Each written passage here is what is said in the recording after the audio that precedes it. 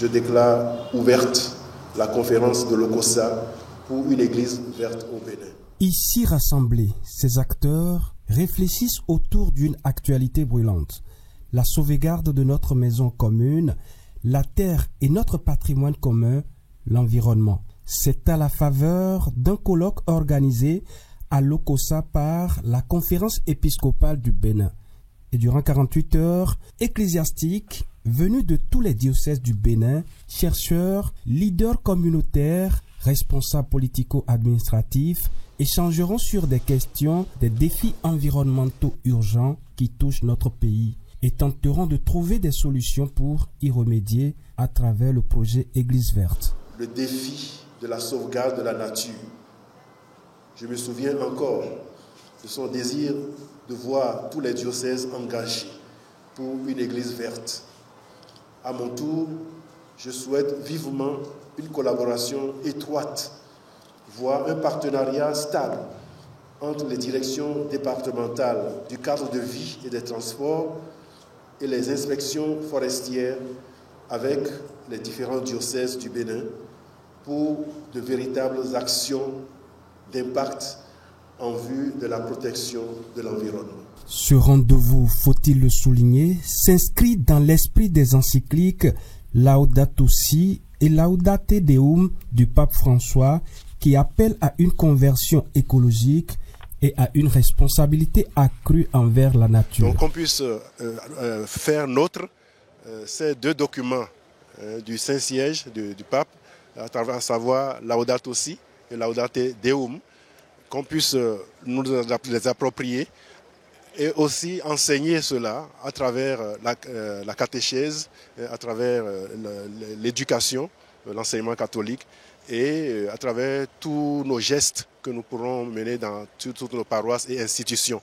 De sorte que cette conversion écologique soit quelque chose qui mobilise toute la communauté chrétienne au Bénin.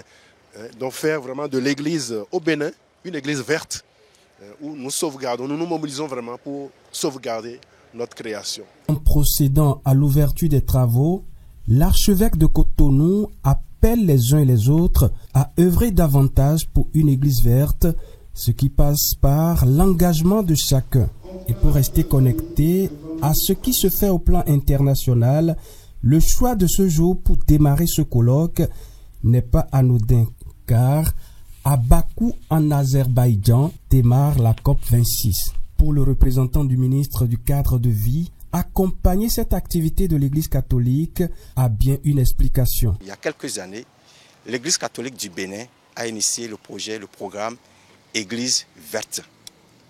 Dès la conception de ce programme, le ministère du cadre de vie a été associé. Tout a été fait ensemble jusqu'au lancement. Alors, l'Église a constaté que ce programme, en fait, ne pouvait pas rester seulement au niveau de l'archidiocèse de Cotonou. Donc, si nous nous sommes retrouvés ici ce matin, l'objectif, c'est quoi? C'est comment faire pour dupliquer ce programme dans les autres diocèses du Bénin. Et le ministère du cadre de vie ne peut pas rester en marge de cette activité. C'est pour ça que nous sommes là, pour appuyer, encore une fois, l'Église catholique à réussir cette noble ambition. Qui dit Église verte parle des arbres.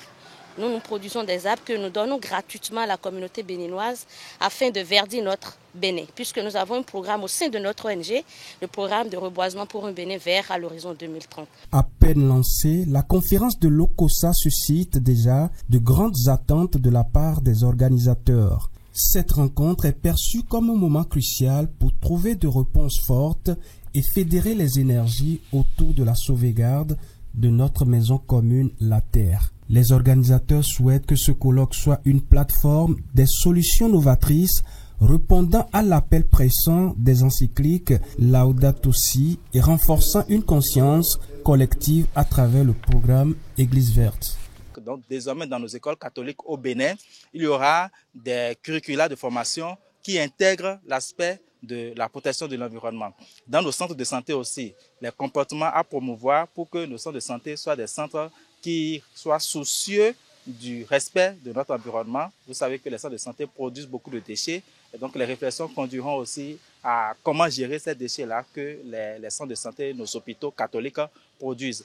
Il y a aussi un grand secteur, c'est le secteur de la catéchèse. Lorsque nous parlons de la catéchèse, c'est le cursus de formation, d'enseignement qui conduit à la réception des sacrements, qui fait des adultes dans la foi. Et puisque la sauvegarde de notre maison commune est un acte de foi, Dieu a créé, et si nous croyons en lui, il faut prendre soin de ce qu'il a créé. Donc il y a les responsables de la catéchèse au plan national qui sont ici. La conférence de l'OCOSA illustre la force des synergies entre les autorités ecclésiastiques et gouvernementales, s'engageant ensemble pour renforcer la conscience écologique et favoriser des solutions durables face aux défis environnementaux auxquels nous sommes confrontés.